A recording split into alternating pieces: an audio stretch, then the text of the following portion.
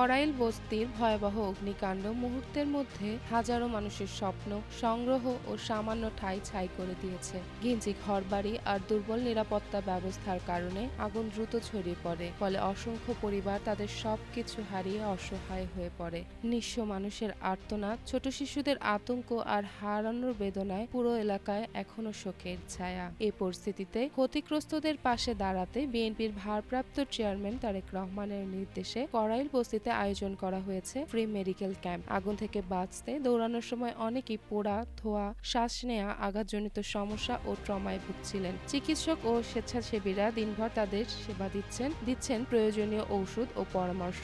জরুরি চিকিৎসা সহায়তা পেয়ে দুর্গত মানুষ কিছুটা স্বস্তি ফিরে পাচ্ছে। এমন মানবিক উদ্যোগ দুর্যোগের মুহূর্তে অসহায় মানুষের জন্য আশার আলো হয়ে দেখা দেয়। যেমন ফারিয়া, জনকণ্ঠ।